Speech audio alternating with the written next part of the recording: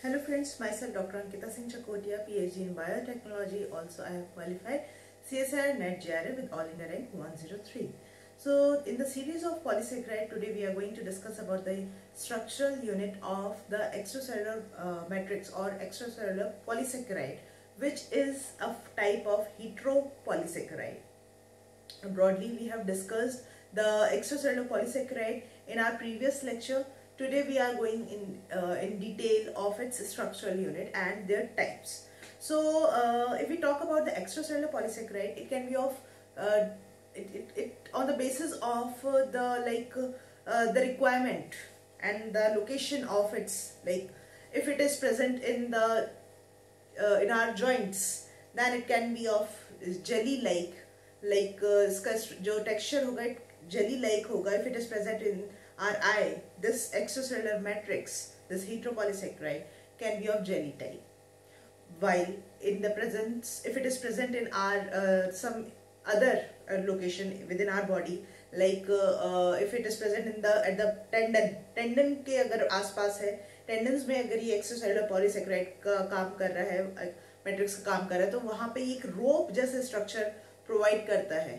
वहीं अगर ये कार्टिलेज का अगर एक्स्ट्रासेलुलर पॉलीसैकेराइड की हम बात करते हैं या बोन की बात करते हैं, वहां पे ये ठोस सॉलिड स्ट्रक्चर में कन्वर्ट होता है. इसलिए मैंने एक लाइन लिखी है, ECM can be of gel to solid type on the basis of it the location of it varies its structure.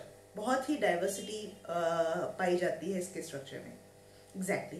तो अगर हम इसके स्ट्रक्चरल यूनिट की बात करें तो वो हमने बात की थी कि it is mainly made up of glycosaminoglycan. Glycosaminoglycan क्या है? ग्लाइकोजामिनोग्लाइकेन है लॉन्ग पॉलीसैकेराइड और से long chains of oligosaccharide which is mainly made up of a disaccharide unit. Disaccharide unit में भी हमने बात की थी कि one will always remain as N-acetyl glucosamine or N-acetyl galactosamine. Another one is uronic acid. It can be glucuronic acid. It can be idiuronic acid. Also, the structure of these sugar can get sulfated on the basis of type of any this glycosaminoglycan. ये सब हमने discuss किया था. Now purpose क्या है extracellular matrix का या extracellular polysaccharide का, दिस हेटेरोपॉलीसैकेराइड का? मेनली क्या होता है? It actually contribute in regulating the behaviour of cell. Also it perform the influence the survival of the cell and development of cell, migration of cell to cell recognition में, cell to cell flow of nutrient का, flow of gaseous का between the cells. So ये main काम होता है. इसी वजह से ये अपना स्ट्रक्चर फ्रॉम जेल टू एक सॉलिड टाइप में कन्वर्ट कर लेते हैं as per the location of these extracellular matrix.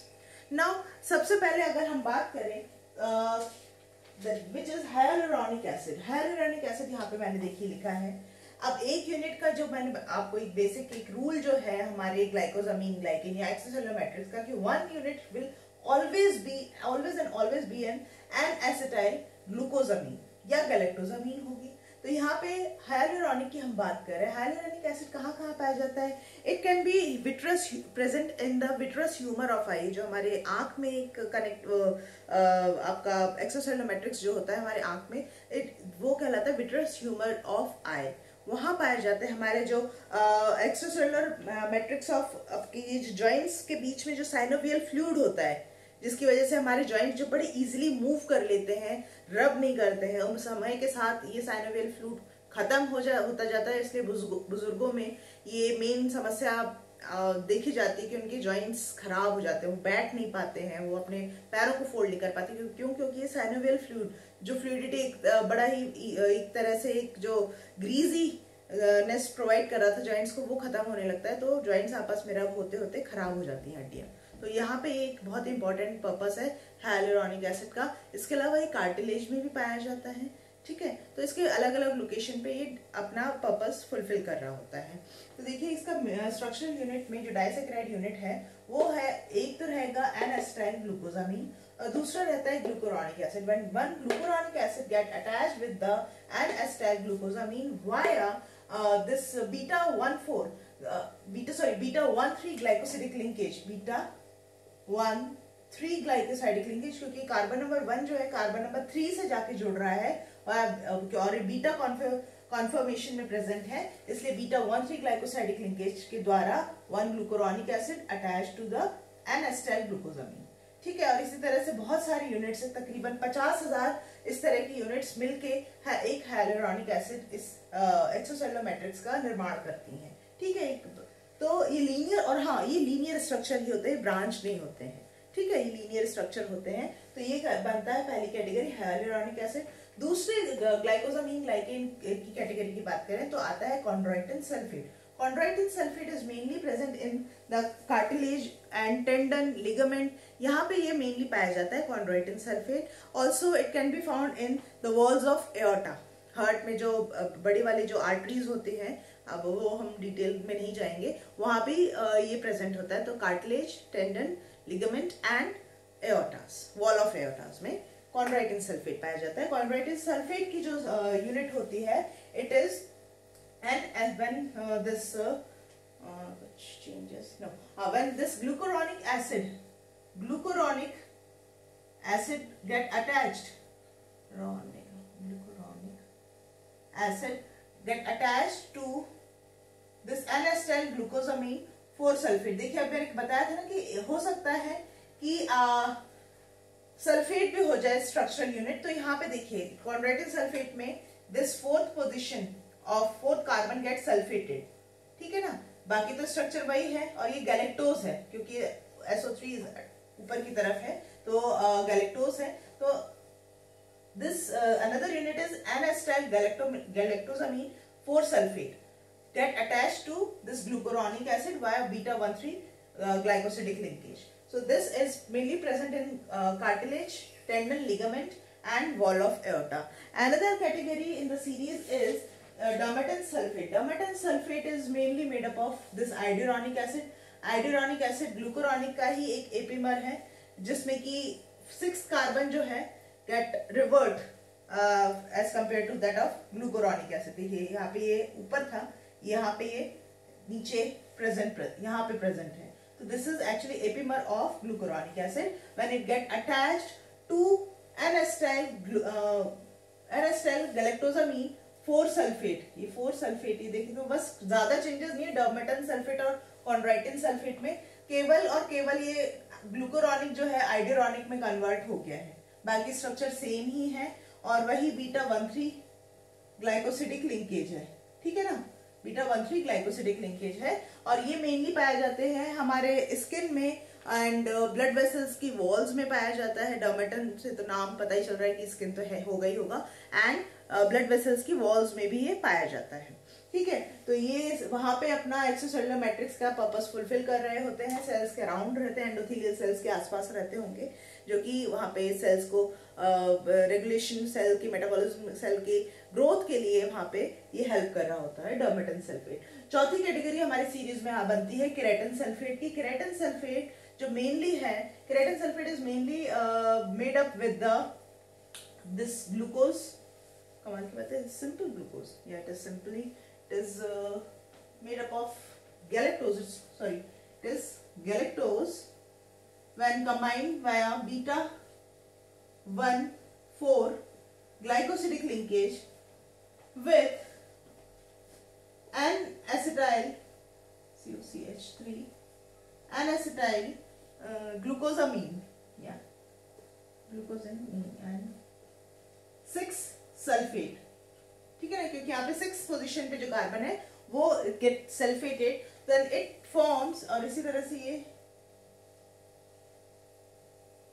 बनता जाएगा। ये भी सारे ही जो होते हैं वो लीनियर स्ट्रक्चर ही होते हैं। तो it form the category of keratin sulphate. Keratin sulphate mainly आपके नेल्स, हॉर्न्स, जो जानवरों में सींग होते हैं, उनकी हूफ्स होते हैं, खुर जिनको आम बोलचाल में कहते हैं, उसमें पाया जाता है। इसके अलावा कार्टिलेज में भी पाया जाता है और बोन में भी केराटिन सल्फेट अपना काम कर रहा होता है एज एक्स्ट्रासेलुलर मैट्रिक्स। लास्ट जो कैटेगरी बनती है वो बनती है आपका हिपेरिन सल्फेट की। Heparin sulphate is the most negatively charged, heparin sulfate is the most negatively charged biomolecule। इसको ऐसा क्यों कह रहे हैं? क्योंकि एक तो ये आइडियोरॉनिक एसिड द्वारा बनता है, आइडियोरॉनिक एसिड है तो CO तो होगा ही नेगेटिविटी देने के लिए, है ना। उसके अलावा क्या होता है, कार्बन नंबर 2 या कार्बन नंबर 3, हाँ कार्बन नंबर 2 पे OSO3 नेगेटिव चार्ज रहता है। Now it in turn bound to N-acetyl glucosamine. देखिए N-acetyl ग्लूकोजामीन से जुड़ता है ये NCOCH3। Now NCOCH3 actually this NHSO3 negative. Further ये 6 कार्बन 6, वाओ यहाँ पे ये भी ये हाईली नेगेटिव इसलिए कहला रहा है क्योंकि CH2OCSO3। देखिए कितना ज्यादा नेगेटिविटी है इस पूरे मॉलिक्यूल में, ठीक है। यहाँ पे ये बीटा 1,4 ग्लाइकोसिडिक लिंकेज से जुड़ रहा है, 2 N-acetyl N सल्फेट, ये बहुत सारा है यहाँ पे नॉमेनक्लेचर में। देखिए S3S6 हाँ glucose N sulphate, further 3 sulphate and 6 sulphate, यहाँ भी प्रेजेंट है, यहाँ भी प्रेजेंट है और यहाँ भी प्रेजेंट है, ठीक है। और ये है आपका आइडियोरॉनिक एसिड जो कि सल्फेटेड है एट कार्बन नंबर 2 पे, एट कार्बन नंबर 2 पे भी सल्फेटेड है, ठीक है। तो this is the most highly negative biomolecule that is present in nature and it is mainly found in और is released by mast cell. जो मास्ट सेल हमारे बॉडी में होते हैं, they produce this heparin sulphate and वहां पे भी granule form में आप इसके अंदर स्टोर्ड होते हैं एंड ग्रेन्यूल्स कुछ फॉर्म में ही ये रिलीज होते हैं for the extracellular matrix formation के लिए। So this is all about the category of glycosaminoglycan which is the structural unit of heteropolysaccharide, that is extracellular polysaccharide or extracellular matrix. So today we have finished the different homo and hetero type of polysaccharide.